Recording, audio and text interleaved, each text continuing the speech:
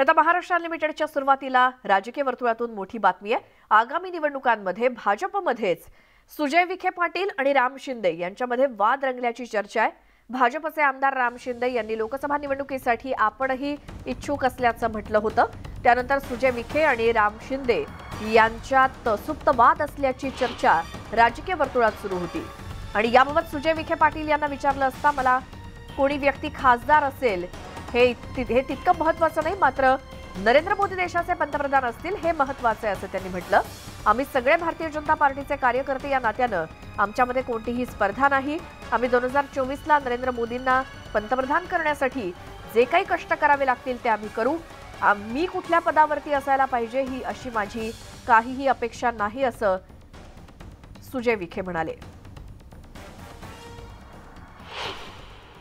सुजय विखे किंबहुना कोणी पण व्यक्ती खासदार असणं तितकं महत्त्वाचं नाही जितकं नरेंद्र मोदी पंतप्रधान होण्याचं। आम्ही सगळे भारतीय जनता पार्टीचे कार्यकर्ते या नात्याने आमच्यामध्ये व्यक्तिशः मी हे मानतो की कुठलीही स्पर्धा आम्ही त्या स्पर्धेच्या लीगमध्ये नाही आहे। आमचं स्वप्न ध्येय 2024ला नरेंद्र मोदींना प्रधानमंत्री करण्यासाठी जे काही कष्ट करावे लागतील ते आम्ही व्यक्तिशः मी देखील करणार आणि करत राहणार। त्यामध्ये मी कुठल्या पदावर असलंच पाहिजे असे माझी काही अपेक्षा नाही। पुढची बातमी जवाहर एज्युकेशन सोसायटीच्या निवडणुकीवरून मुंडे बहीण भावातील राजकारण तापलंय। शिक्षण संस्थेतील चोरी लपवण्यासाठी पॅनल उभं केल्याचा आरोप धनंजय मुंडेंनी केला। मागच्या लोकांनी कुणाच्या खात्यावर किती पैसे टाकले त्याचे पुरावे माझ्याकडे आहेत असं ते म्हणाले। तर धनंजय मुंडे यांनी वैजनाथ विकास पॅनलच्या माध्यमातून पंकजा मुंडे यांना कडवं आव्हान दिलंय आणि प्रचाराचा नारळ वाढवत धनंजय मुंडे यांनी घणाघाती टीका केली। पुढचं पॅनल फक्त शिक्षण संस्थेतील चोरी लपवण्यासाठी उभं आहे असं धनंजय मुंडे म्हणाले। खरं सांगू समोरचा पॅनल जो उभा राहिला का उभा राहिला फक्त त्यांची चोरी लपवण्यासाठी, फक्त चोरी लपवण्यासाठी, दुसरं काय कारण आणि कदाचित एक उमेदवार जर विरोध मिळाला नसता तर आपण चर्चा केली नसता तर बऱ्याच जणांचा कार्यक्रमच उरकला असता। तर तिकडे नाशिक बाजार समिती निवडणुकीवरून सुद्धा वातावरण तापलंय। इगतपुरीचे काँग्रेसचे आमदार हिरामण खोसकर यांना फोनद्वारे धमकी देण्यात आली असून बाजार समिती निवडणुकी विरोधात प्रचार केल्याच्या रागातून ही धमकी देण्यात आल्याचं बोललं जात आहे आणि त्या प्रकरणी शिवाजी चुंबळे, अजिंक्य चुंबळे यांच्या विरोधात अदखलपात्र गुन्हा दाखल करण्यात आलाय।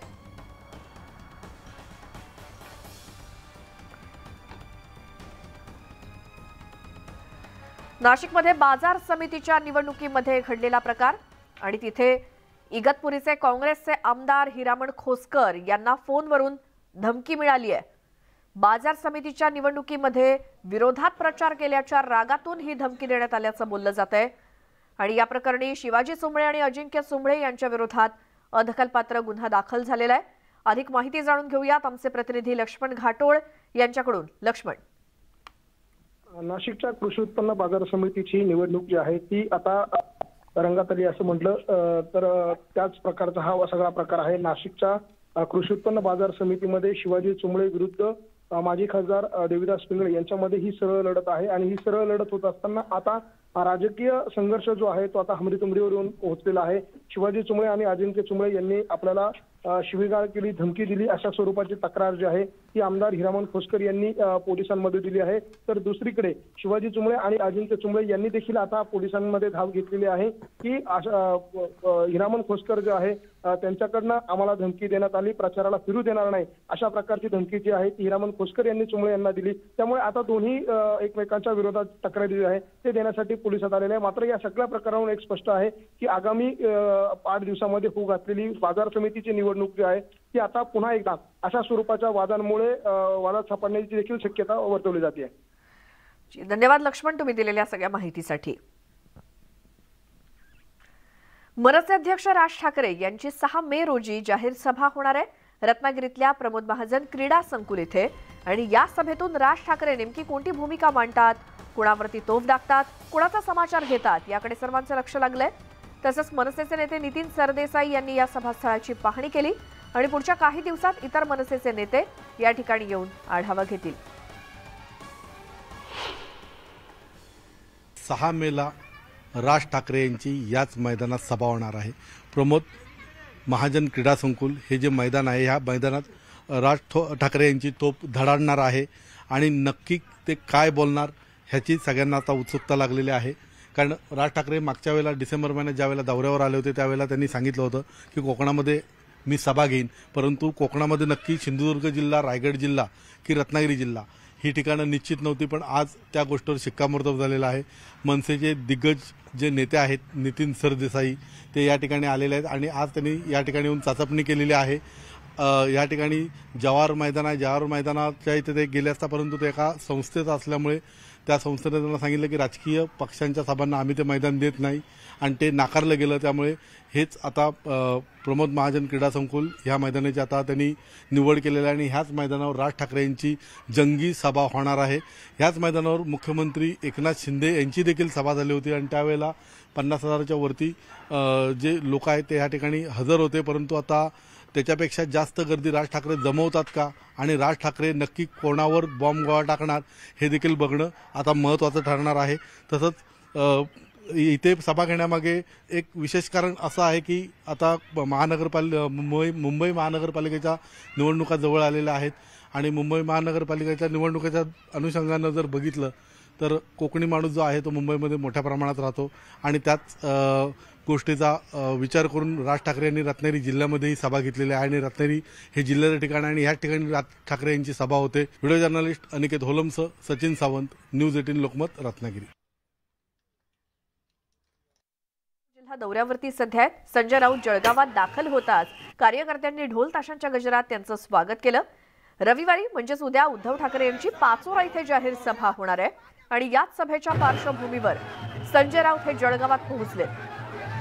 तर उद्धव ठाकरे यांच्या सभेपूर्वीच जळगावातलं राजकीय वातावरण तापलंय, कारण संजय राऊत जळगावात आल्यानंतर शिवसेना कार्यकर्त्यांनी त्यांना काळे झेंडे दाखवण्याचा प्रयत्न केला आणि यावेळी पोलिसांनी या कार्यकर्त्यांना ताब्यात घेतलं. त्यामुळे शहरात तणावाचं वातावरण निर्माण झालं होतं.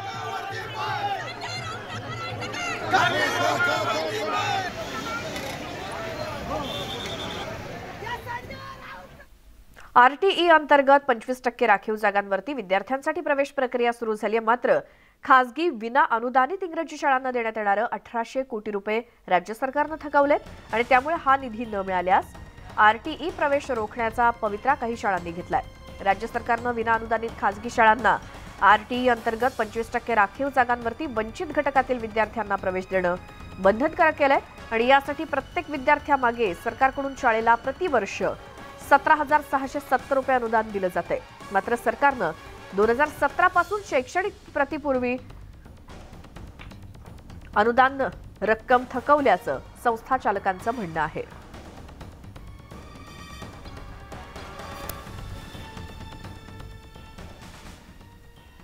राज्यावरती अवकाळी पावसाचं संकट कायम आहे आणि विदर्भासह पुण्यामध्ये पुढचे 5 दिवस वादळी वाऱ्यासह पावसाचा इशारा देण्यात आलाय. हवामान विभागानं हा अंदाज वर्तवलाय, तर मराठवाड्यात सुद्धा तुरळक पावसाची शक्यता आहे. अवकाळी पावसाच्या इशाऱ्यामुळे बळीराजाची चिंता पुन्हा एकदा वाढली आहे.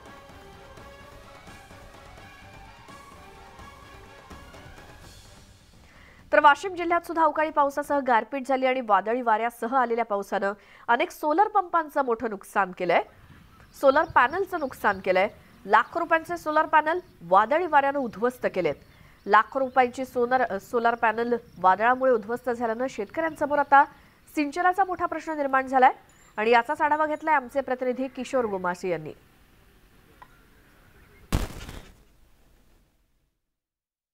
वाशिम जिल्ह्यातील शेतकऱ्यांना दिवसा शाश्वत सिंचन व्हावं यासाठी शासनानं मोठ्या प्रमाणात सोलर पंप दिले होते. जिल्ह्यातील हजारो शेतकऱ्यांनी या सोलर पंपचा लाभ घेतला होता.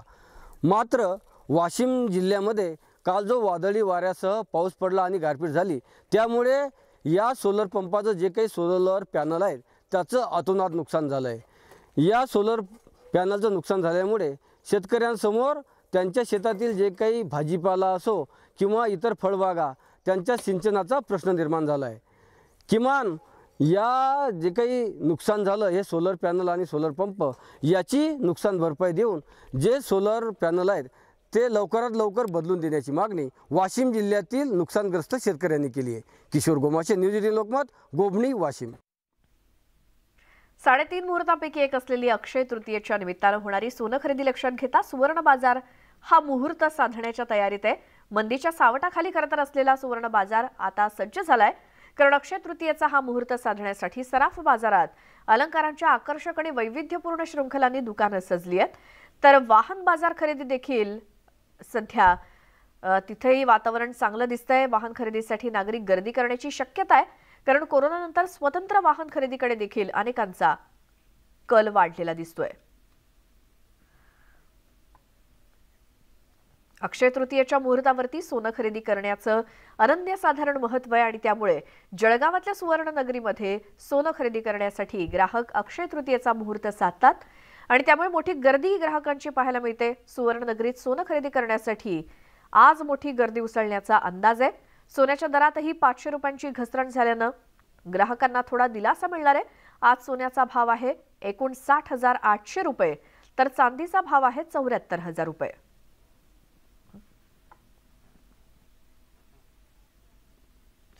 साडेतीन मुहूर्तांपैकी एक मुहूर्त असलेल्या अक्षय तृतीयेच्या मंगलदिनी श्रीमंत दगडूशेठ हलवाई गणपती बाप्पाला 11,000 आंब्यांचा महानैवेद्य दाखवण्यात आलाय. लाडक्या बाप्पाच्या भोवती आंब्यांची आरास करण्यात आली आहे.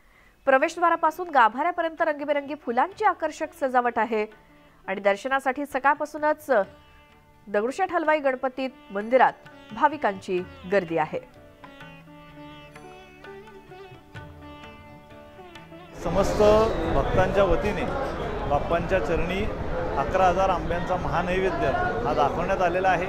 पुण्यातले सुप्रसिद्ध आंब्याचे व्यापारी श्री मंदार देसाई बंधू आंबेवाले यांच्या वतीने हा महानैवेद्य अर्पण करण्यात आलेला आहे. आणि प्रतिवर्षी अक्षय तृतीयेला हा महोत्सव या मंदिरामध्ये केला जातो. यामागची भूमिका ही एवढीच आहे, या आपला फळांचा राजा असलेला आंबा, शेतकरी वर्ग हा आपला आंबा पिकवतो आणि तो श्रींचरणी त्या समस्त शेतकऱ्यांच्या एक प्रयत्नाचं, कष्टाचं प्रतीक म्हणून आपण श्रींचरणी ते अर्पण करतो.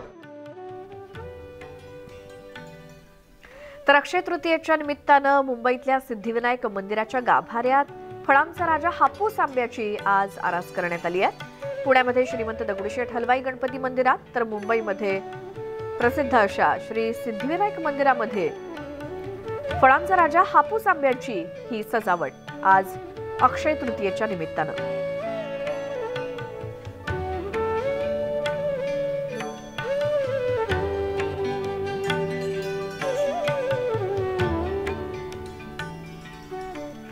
आणि या बातमीसोबतच वेळ झाली आहे इथे एका छोट्याशा ब्रेकची. तुम्ही पाहत राहा न्यूज 18 लोकमत.